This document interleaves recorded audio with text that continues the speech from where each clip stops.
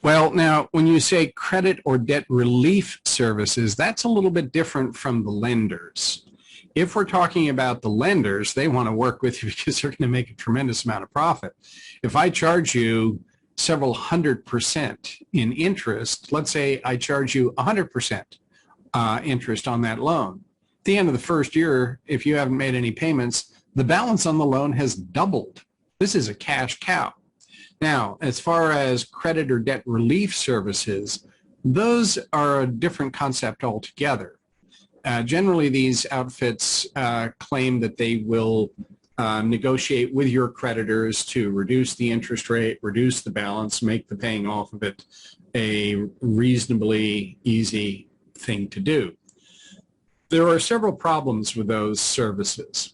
The first is some of them are owned by the creditors themselves. So it's sort of like going to the wolf and having the wolf negotiating with the wolf on your behalf. Well, they're not really looking out for your best interest in that situation. They're looking out for the best interest of the creditor and trying to squeeze you the best possible. The second thing is, let's just say we're dealing with one of these outfits that is not owned by one of the creditors. The man behind the curtain isn't the creditor.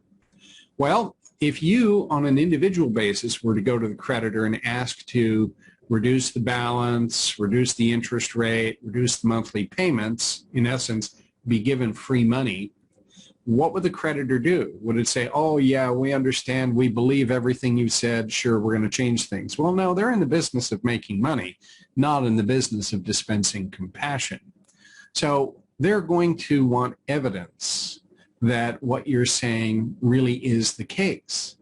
They'll want to see what your income is, what your other debts are, what sort of assets you have that you could liquidate in order to pay them. And if they're not convinced that you really are absolutely impecunious, they'll say, I'm sorry, but I just really don't see why we should accommodate your request. You have the resources to pay us. So, for example, let's say you had a house and you had $300,000 worth of equity in the house, and you call ABC creditor to whom you owe $20,000. You say, please lower the balance. They'll say, well, wait a minute, you've got that house with all that equity. Take out a home equity line of credit and pay us in full. We're not going to take less. So when you go to one of these debt relief services or debt relief agencies, if they don't ask you for documentation of your income, your expenses, your assets, your other liabilities, you have to be very suspicious, because why would the creditor take this outfit's word when it says you don't have the resources to pay them in full, when they wouldn't take your word for it if you said the same thing? In other words, putting that middleman there doesn't absolve you of the requirement of convincing the creditor that you really can't pay. Another problem with that kind of negotiation is what's called the free rider problem. If you just have one creditor, you might be able, with some negotiation, to reduce the balance, to reduce the payments, to reduce the interest rate.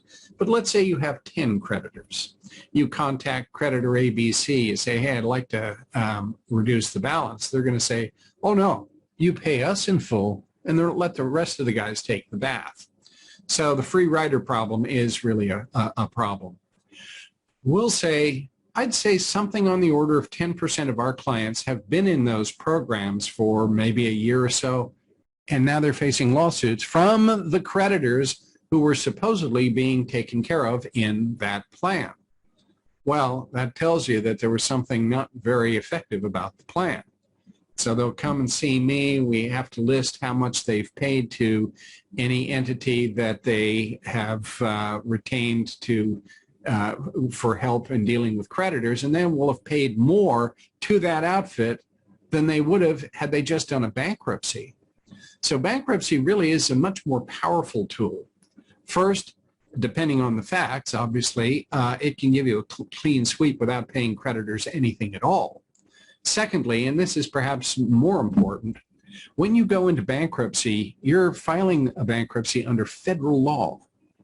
That means you have the power of the United States federal government behind you to force your creditors to accept the terms of whatever the bankruptcy is all about.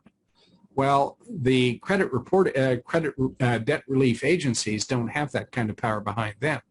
And so as a result, bankruptcy is really the preferred approach. So you have bad credit, you've got debt. Those loan sharks are delighted to lend you money because they're going to make a big profit off of you. And if they don't, because you go into bankruptcy, well, they'll make that up with somebody who doesn't go into bankruptcy. But those creditor debt relief services, there may be cases where people have gone through them and had great results. I suppose there's some sort of self-selection here. The people that come to see me who've been in those programs have been unsuccessful, and that's why they're seeing me. But I haven't seen very many people who have had good results with those programs.